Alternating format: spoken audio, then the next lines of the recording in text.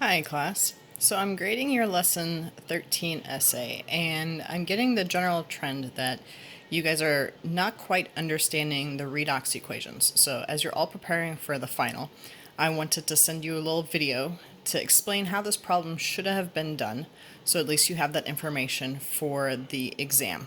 So I'm going to try to record this while I'm writing out the answers, so we'll see how this goes.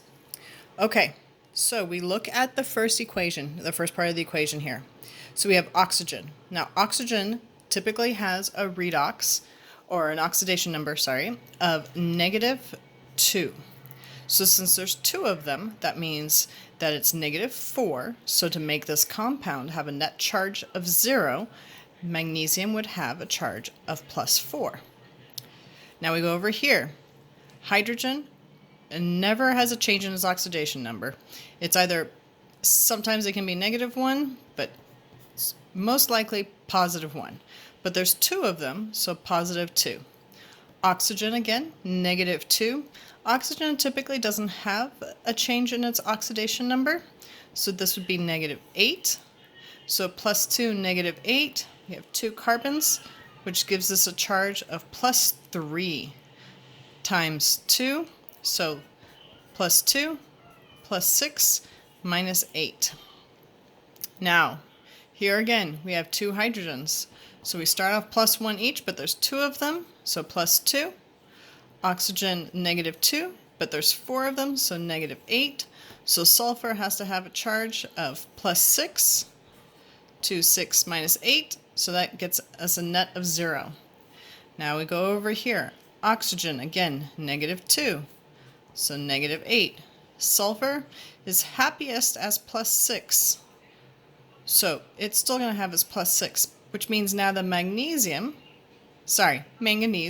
is going to be +2. +2, so it gives a net charge of 0.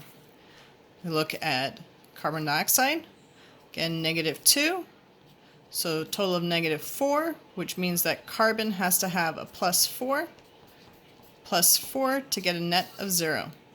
Water, +1 minus 2, but there's two hydrogens, so this is typically not going to be involved in any redox reaction. So let's summarize.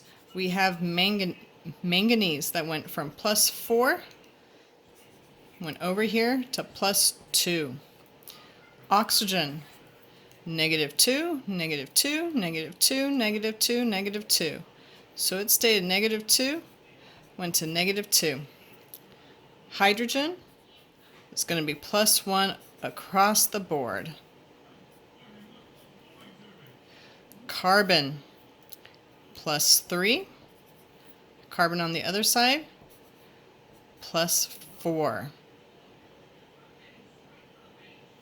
Sulfur, +6 over here, and over here, +6. So the only two that changed were manganese and carbon. So manganese went from +4 to +2, which means it gained 2 electrons.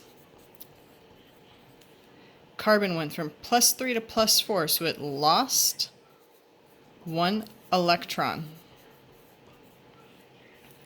So, a good trick to remember: oil rig. Manganese gained 2 electrons, so manganese was reduced. If it was reduced, this means it is the oxidizing agent. Carbon lost 1 electron, so it was oxidized, and therefore the reducing agent. I hope this helps explain how this problem should have been done, so you can understand how redox equations work for the final. Please let me know if you have any questions.